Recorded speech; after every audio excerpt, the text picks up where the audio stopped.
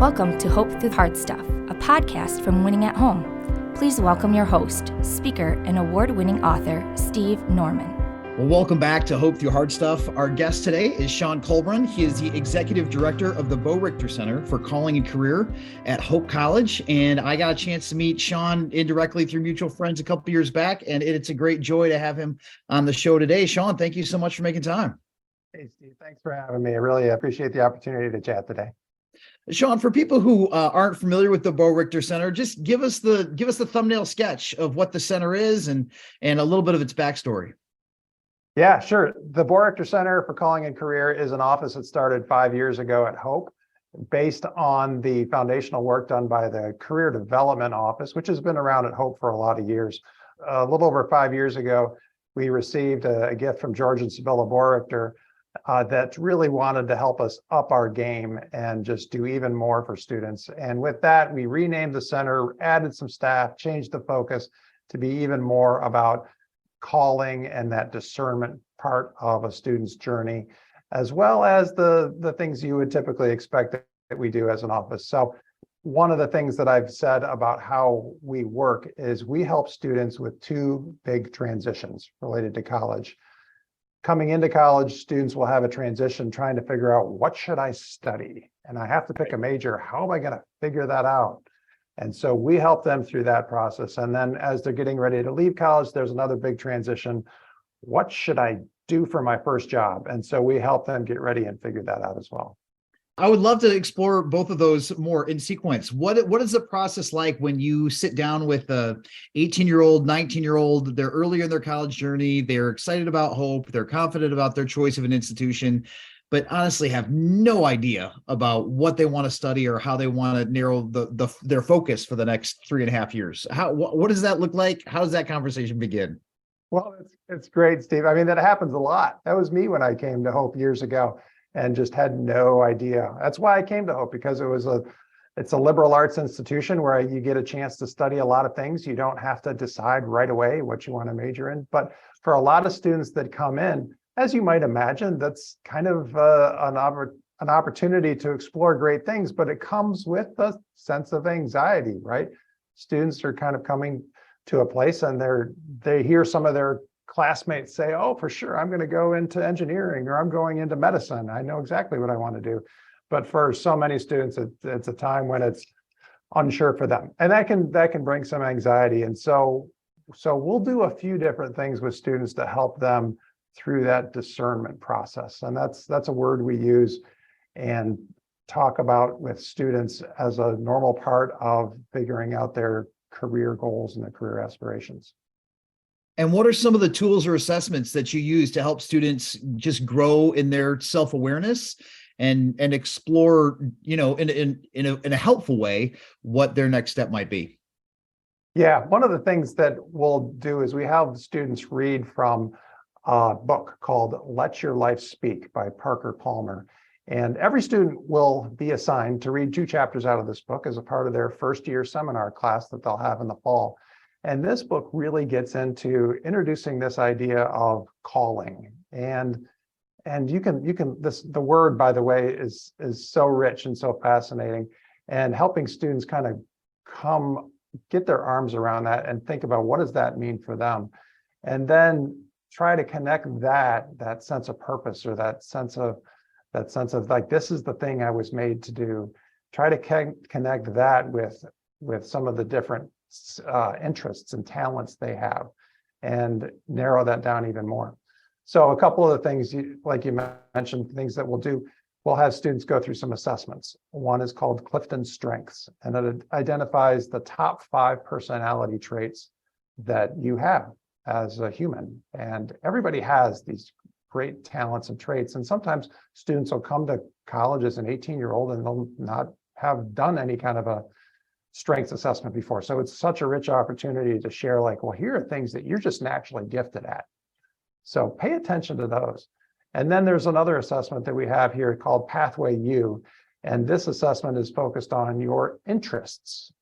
And what are the things that you just have this curiosity about, this fascination about, and want to learn more about? And you could see yourself doing that for part of your career.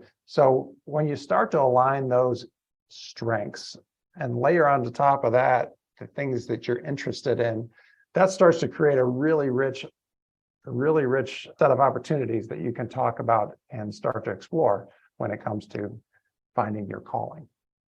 Shonn, what have been some fun light bulb moments that you have seen? Again, like maintaining all the confidentiality that you need to with students, but have there been moments where you've just seen a switch flip and a student kind of get wide-eyed and say like, oh yeah, this makes total sense now? So one conversation that I recall with a student, she was trying to decide, I think I love books. I love editing. I love this idea of going into the publishing business, and I could see myself as an editor. And at the same time, she was taking an accounting class. And she said, Shonn, this class is fascinating to me. And so as we had this conversation, I really started to explore that. It became clear that, one of her strengths, one of those natural traits that she was just really good at and enjoyed was getting into the details. So, right, you can see that in both of those things that sound fascinating too. Well, in accounting, right, you're getting into the details. In editing, you're looking for all the little details, right? So I think this is something that she learned about herself and then started to explore then, well, like what would those career paths look like? And so she went through Pathway U and started going into some of the career exploration tools there and deciding, well, actually, I think this sounds like a great path for me. So that's what happened with her is what I actually really love and encourage for all students. Well, I mean, everybody to do is to really start to just think about yourself and think about what are things that over the course of your life that just kind of suck you in and you lose track of time while you're doing it. Mm-hmm. So think about that. So Steve, like for yourself a little bit, think about that. Like as you were growing up, are there things that like when you got into something and you were just kind of like in your groove and you had so much fun and you were doing it, you just lost track of time? Yeah, absolutely. You think about something for you. What was that for you? I love to read. Like I would completely like nerd out during the summer and would totally cozy up with a book. And then when there was time in English classes to write reports or write papers, that was something that was always very energizing for me. Okay, so it brought you energy. Yeah. Right. And now I'll also ask students the same question. The opposite of that is what drains you. Like think about, Steve, like some jobs you've had or tasks or work that you may actually be really good at it, but it just sucks the life out of you when you got to do this thing. Like, Can you think of something like that for you? Yeah, anything related to numbers. Like I was never a math person. So when it came to turning in expense reports or spreadsheets or, all that stuff, that's where I would tap out. It was always a little bit intimidating for me. So I love that. So this is so nice. So when you have gotten into different jobs you've had in your career, you're never going to have a job where you get to do only the fun stuff. Right. Only that stuff that energizes you. You're always going to have some part of your job where it's going to be some of that draining stuff too. But if we can help you figure out and help students and anyone who's like thinking about new career choices, if you can get, so most of that job is the stuff that energizes you and you're aware of what that is and you can be actively seeking that, that's when I feel like we're helping each other find a good fit and finding something that really is going to be energizing for the long term. It's great to hear you say that, Shonn, because I remember in some of the Strength Finders reading, I remember Marcus Buckingham saying once that if you could find a job that 80% of that job were things that were life-giving and energizing and fun for you, he's like, that's a dream job. That's an ideal scenario. And I think that sometimes we get stuck thinking like, oh no, 100% of it all has to be perfect. It's got to be up and to the right. It's got to be only tasks that I appreciated. And that was a really great clarifier for him to say, every job is going to have 1 out of 5 days that's just not going to be fun. But to be able to say like that, that's okay. And that's maybe a good reality check. Yep, that's right. That's real. And that's all right. Yep, just like you said. So talk a little bit more about so what do you do when you have a student who maybe has this breakthrough and they say, hey, based on how I'm wired, based on what I'm passionate about, I think I might want to go this way. How do you counsel those students if they have a family environment or well-intentioned parents who are like, nope, I'm paying for this degree and that doesn't sound, realistic to me, or I can't see you making a living wage out of that. I would counsel you to do something elsewhere. And again, I know your job is not to be a family counselor, but how do you counsel students when they run up against maybe some external expectations that don't completely align with this new understanding that they have about who they are and what flourishing might look like for them? Yeah, it's so a couple of things come to mind there. If you are like interested in a career path and something sounds really interesting, I'm going to tell any student, even if the parents are supportive, I'm going to tell a student, hey, learn more about that. Mm-hmm. And so a couple of things we encourage all students to do is to do informational interviews where you call up somebody who does that job for a living now, and you interview them and ask them questions. What do you love most about it? What's a typical day look like? What's something that you don't like about your job? How much do you travel? How much do you have to do this time? Right. So I think it's so important for us to just ask questions, right? And reach out to someone who does this thing that we think we want to do. And just to really kind of affirm that, yeah, that does sound great. An even better thing to do would be job shadowing, and we have a program at Hope called Discover Work, where students can go and spend a day doing formal job shadowing, walking around, physically being in the space with alumni who actually do that work that they think they want to do, and that's really affirming. Or it can be also. It can also confirm that maybe that isn't the thing for me, right? And so number one, I think for students, do as much research as you can, talk to people, go walk in their shoes for a minute, and also even just looking up, like, what are the prospects for this? Like, what's the job outlook for this kind of profession?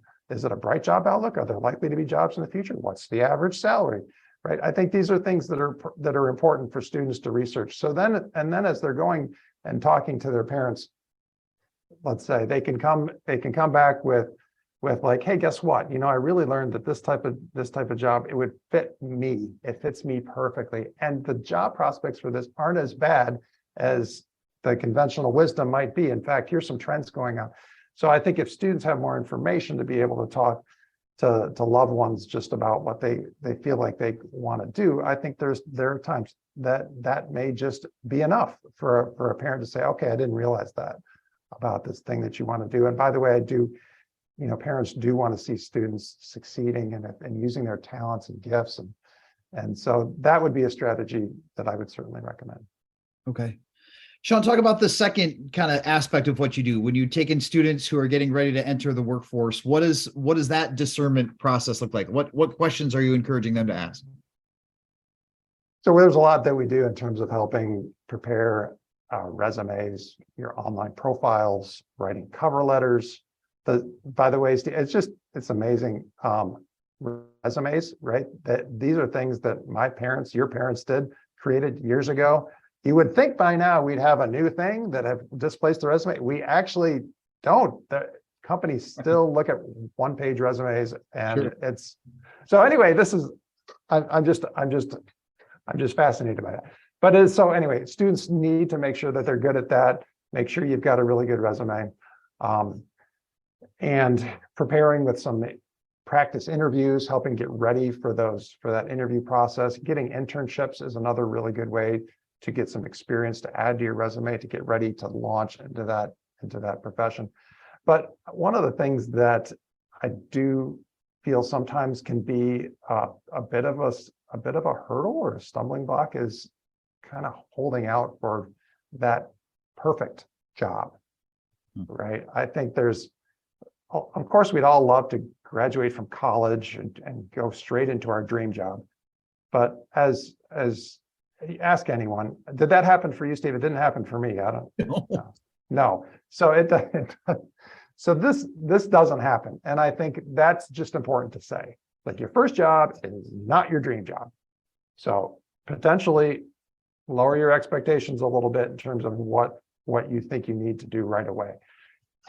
And also another way to think about it is your first job is a continuation of your learning. you're going to get into a job and you are going to learn so much that you didn't learn in college, just about the workforce, about relating to others, about different parts of an organization, different parts of a line of work. And so if you kind of give yourself a break for a second and don't try to find that perfect job right away, but consider it as continued learning, then I think that is a good, healthy way to jump into that post-graduation opportunity. Shonn, it seems like a couple generations ago, people would lock into careers or companies or tracks that could sustain them for decades. Like I only ever remember my dad having, one job from when I was born to when he retired. And it doesn't seem like we're living in that kind of world anymore. What do you say to students who might feel, like they did their first job, they paid their dues, but how do you help them pivot to other roles that might be a better fit for a new season of growth and challenge, but at the same time not be somebody who's so disillusioned that they never turn off the job search feature on LinkedIn. Like they can never settle into where they are because they're always looking for the next thing. And maybe the downside of that is that they don't hold any one job for more than 2 to 3 years. Yeah, you're exactly right. The generation that has gone before us, I think, were potentially that generation that worked for one company for 40 years. Yeah, we're just, certainly you and I aren't in that mode. And certainly the students coming into the job market right now are not going to be in that kind of a situation either. Now, there may be a few of us that go in the same profession for 40 years, but just work at different companies. That's not as unheard of.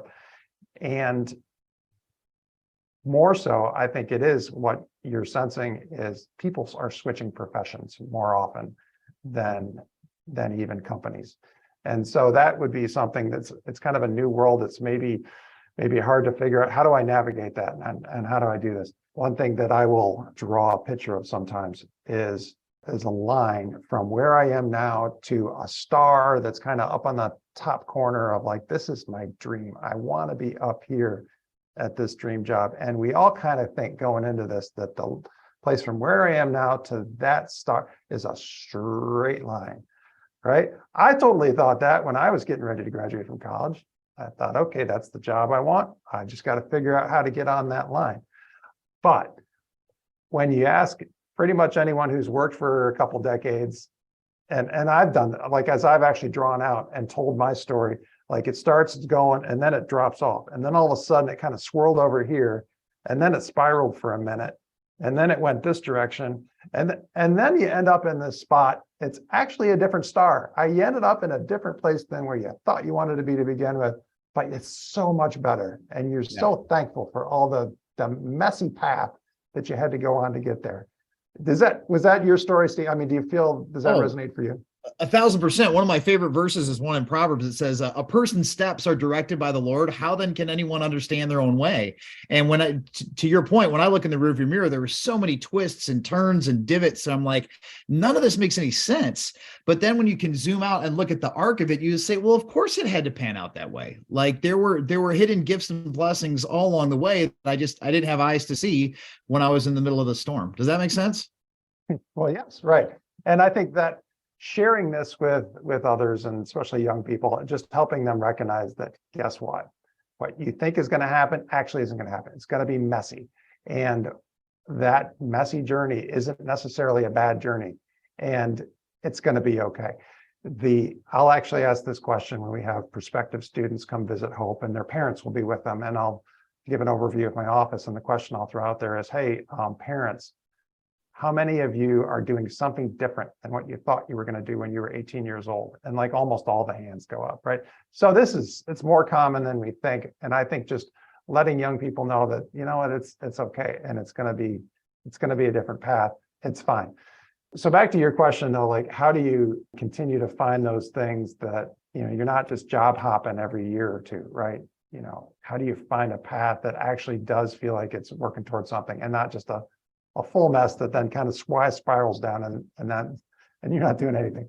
I think I'll always go back to, are you doing that thing that you're passionate about? And are you using the gifts that God gave you? Right? I think one of the things that we will talk about is the whole idea of calling. When you look at references in the Bible of where people were called to do things, there's some big examples, right? You've got a burning bush calling Moses to go set my people free. We've got the blinding light that told Paul, you've got to be a disciple for my building my church. And so those big audible voice of God kind of moments aren't happening when it comes to what job I should do. Like, I think we all kind of wish that it would be that obvious for us. Our God is not the God that has this secret and it's hidden. And it's hidden to the point where we have to discern that. And we have to, by the time we're 18, we have to figure that out. If we miss it, if we get the wrong one, we're going to lead a life of misery. That's wrong. That's not the God we live for. That doesn't make sense. So if you kind of look back at references in the Bible, times of big calling are all about building God's kingdom. And ultimately, that's what he wants for us. And ultimately, in our career and in our life, by the way, which doesn't have to be everything we do in our life is related to a paycheck, right? There are things that we're going to be doing to build God's kingdom. Now, the things that we actually do to get a paycheck, I think God's probably okay if we have some variety in that, and if we have some of our own choice. I don't think this divine revelation of a job as much of a thing as some of the young people may think it is when we're going into this journey. It's so helpful to hear you say that, Shonn, because I think that there's sometimes where we say, well, yeah, in a perfect world, my job would, use all my skills and fulfill these deep longings and give me opportunity for connection and mentoring and service and all of these, everything. It's the perfect job smoothie. And sometimes there are seasons based on other things that are going on in your life. Maybe you've got ailing parents, or maybe you had wanted to move to a different city where you could have more influence in your industry, but you're limited here by parenting or marriage or extended family circumstances. There are some seasons, and I don't know what it's been like for you. There are some seasons where you're like, okay, right now, this is a job that gives me health insurance and it gives my family stability while we figure some other stuff out. And sometimes, again, I don't mean to sound crass, but in air quotes, sometimes just a paycheck, there's nothing criminal about that for a season if you're doing something that you feel like you're contributing in and is a match for your skill set. Is that fair? Yeah, it's totally fair. Yeah, and I think, like you said, what's the long game? What's the bigger picture here, right? As this may be leading to something. I think that we've all experienced seasons of life, and it certainly relates to jobs as well. It's like, God, why am I here? Why am I doing this thing right now? This doesn't make I don't see the big picture. Well, and then it takes 5-10 years when we look back like, oh, yeah, that's why I went through that. That's why I did that job for a little while. Yeah. That's pushed me to this thing that I never would have explored if I hadn't gotten laid off from that opportunity. Or, so I think these times of question and doubt, it goes back to when we have a God that we trust and we know that has plans for us to prosper and not bring harm, then we can go into these seasons of uncertainty and go into those with a sense of like, okay, I know this is going to lead to something else. I know this is temporary, and I'm still going to keep looking for ways to use my gifts and use the talents God's given me. I'm just going to keep charging ahead. It's good. Shonn, I don't know what it's been like for you, but one insight, and I don't know where I heard this over the years, it's been very helpful for me, is sometimes when we think about calling, we think in terms of role. Like this is the income, bracket, this is the title, this is what goes on my business card. And somebody told me, they're like, sometimes it's also helpful to think in terms of themes. Like what's a theme that is true to kind of my story, back to that Parker Palmer. What is my life saying regardless of the role? Like, and is it possible that some of our themes transcend roles? Like, to use a biblical example, like Peter was a career fisherman. It was a family business. Everybody had reason to believe that he would retire carrying on, his father's profession. And Jesus was like, hey, Peter, the fishing theme is, we're still going to maintain that motif. We're going to pivot. Instead of fishing for fish, you're going to fish for people. And everything that you learned about that will be helpful here. You mentioned Moses. Like, Moses was a shepherd in the desert and he had 40 years of practice before he shepherded a million people through the desert. Similar skill set, but a completely different scope and tone to it. How does that strike you? Yeah, I love that. That's right. And I would definitely encourage students to think that way too, young people, as you're thinking about what is it that I want to do? Well, maybe instead of being locked in on, I want to be a nurse or a doctor, what if my calling is more to be a healer? Somebody that can help bring health to others. Well, there's dozens of different things you can do with that kind of definition of your calling and your purpose. You don't have to lock in on a specific job title.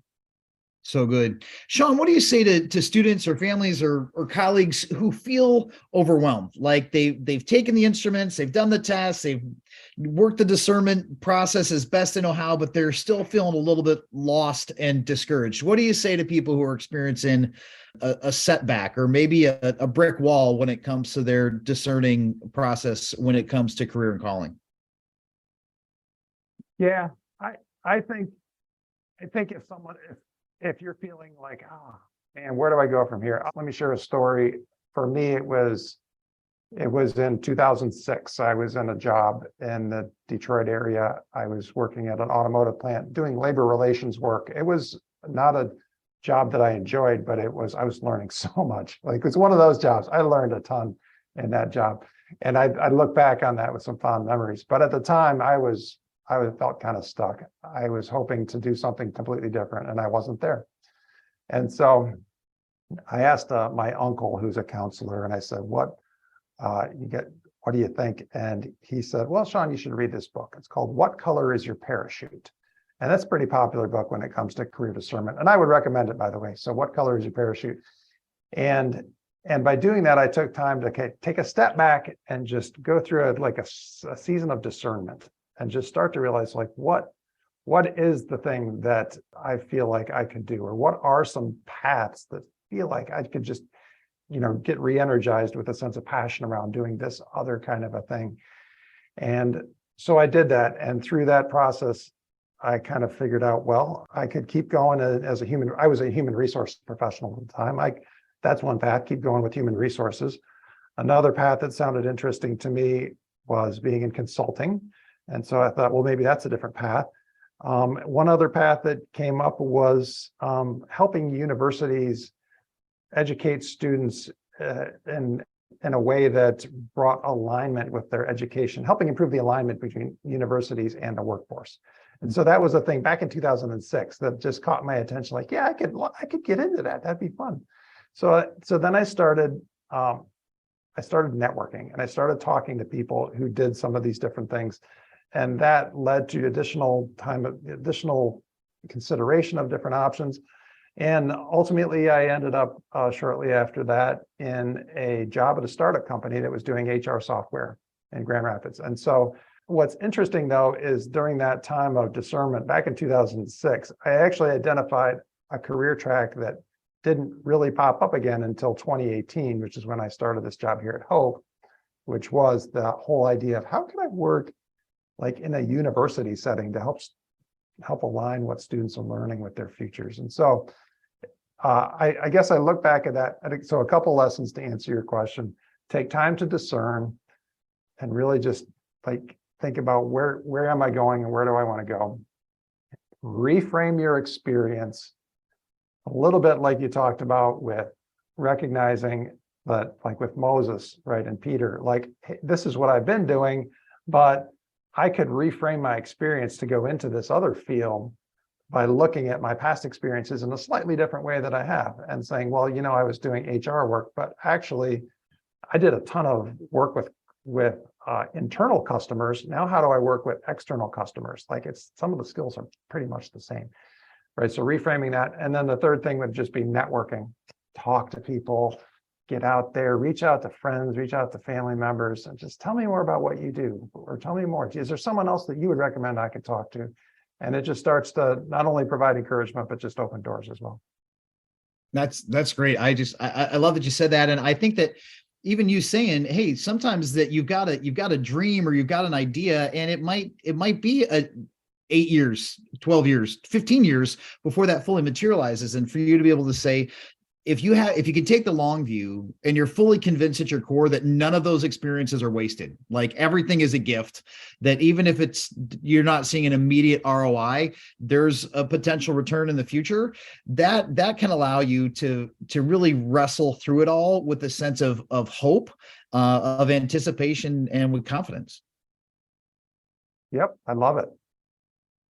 So you're 5 years into the Bo Richter Center. Have you had any students who have recently graduated that you've seen them land in a job, or they've been in the workforce for 3 or 4 years and they've come back to check in and say, hey, you were with me at a formative part of my journey and I wanted you to see where it's led. Have you had any feedback from satisfied customers? I have just started to get some of that feedback, and it's been from students who are just graduated or are just or like maybe 1 year out. And it has been one of the most rewarding things in my job to just receive that gratitude and just to realize, I played a small part in potentially like introducing the student to a company that they wouldn't have thought about interviewing at before. It's just a great part of my job that I love, that I get to experience this. Yes. Shonn, if people are curious about the center, how they can get involved, maybe they've got a company that could use interns, or maybe they want to contribute to the cause, how can they get more information? Yeah, the quickest way would be to go to our website. It's hope.edu/BoRichter. And I should probably spell that because you may not guess the spelling correctly. It's BOERIGTER. So hope.edu/BoRichter, and that gets us to our website. We have listed on there opportunities for alumni, for employers, or for students to connect with us and what we're doing. Great. Shonn, thanks again for the great work that you're doing, and thanks for your time today. Thanks so much, Steve. This was a pleasure. Thanks for listening to Hope Through the Hard Stuff. If you liked what you heard, please remember to subscribe to it, rate and review it, and then share it with others.